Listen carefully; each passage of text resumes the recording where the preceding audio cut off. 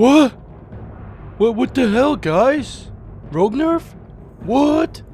Oh my god, shit. Hey pals, welcome back to another video. In today's video, I'm going to be talking about the rogue nerfs that just came live. There was a nerf to Exsanguinate for Assassination, and there was a nerf to Echoing Reprimand for sub-rogues, and people keep asking me on my stream, is rogue dead, guys? Is rogue a dead class? First of all, if you don't want to watch the whole video, no, rogues are fine. The nerfs actually don't matter that much at all, but I do want to talk about rogue talents, specifically sub-rogue, just to address some questions I've had and to help you guys out. So I guess I'll just jump right into the tree.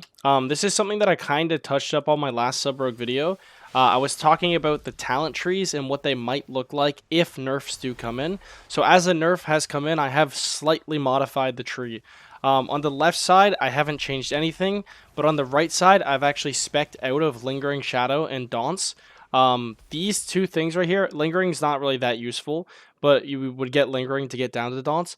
Daunts was like an extra cheesy modifier. If you guys remember in the last video, we're doing like a Shadow Dance into a Gouge. We're like getting the max amount of Daunts stacks to do like a big Kyrian ability. Now that Echoing has been nerfed, this is like a little bit cheese and like we don't really need it anymore. It's just much more valuable to grab these talents over here. Shattered Finishers and Secret Stratagem. This is basically just extra damage on finishers, and this is also just extra damage on finishers. Now, in the future, if rogues do get their Shadow Strike damage nerfed, which is probably their biggest way to deal a lot of damage right now, we will probably end up speccing out of the Rotten as well and continuing to build down this side, potentially even picking up Flagellation. Thing is, Invigorating Shadow Dust is a really good talent in so many different ways of playing the game. CDR is really broken, as we saw with Outlaw Rogues at the end of Shadowlands. What made them broken was CDR. So this is a really valuable thing in the game. Anyways, just to touch up though, all of these talents on the right side are talents that are going to buff your finisher damage. As you know, Sub-Rogue Mastery is literally just finisher damage. And this is the way that Sub-Rogues generally would do damage in every other expansion, is with large eviscerates. Something else this would make us end up doing, if they nerf the Kyrian ability more, is we're going to probably go back to playing Resounding Clarity.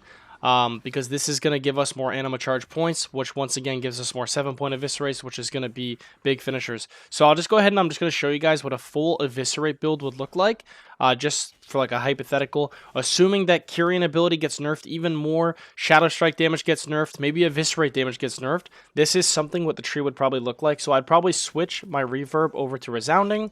I'd probably end up dropping out of Rotten, picking up Flagellation, and then potentially, depending on how the game goes, you could fiddle around with other talents and get Deeper Daggers and Finality. You could remove Invigorating, because Perforated Veins is not very good. This is really strong though, losing this really sucks, but if you really wanted to min-max your Eviscerate damage, you could play a build that looks like this.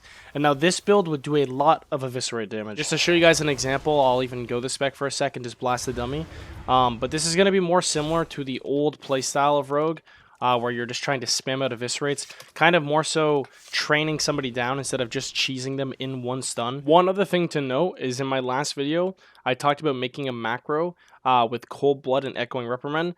I still think that this is really valuable just because the cooldowns of the two abilities do line up non-stop. But with the builds changing, if more nerfs do come in, it's going to start to become pretty inefficient to use Cold Blood on your Kyrian ability, and it will probably be better to just use it on an Eviscerate or potentially a Shadow Strike if you don't have Rotten active. So that's just something to think about down the road.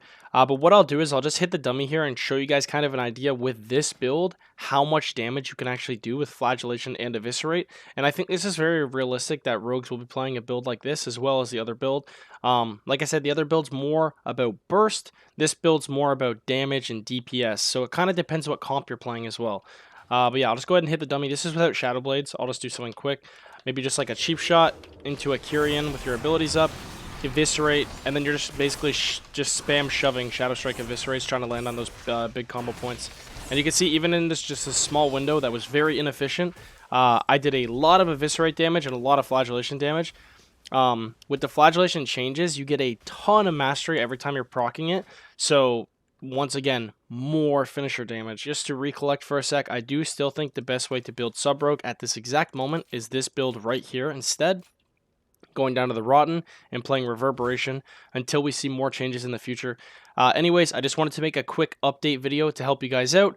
If you have any more questions, make sure you guys come to my live stream, twitch.tv/Palumor. I should be live every single day. And if you don't catch me on stream, you can join my Discord, which is linked below, and you can ask me questions on there as well. Happy to help. So far, I've max leveled a Rogue, Windwalker, and Shadow Priest, and I've got them all fully geared. I think I'm going to actually be creating some Shadow Priest content as well, so hopefully you guys are excited for that.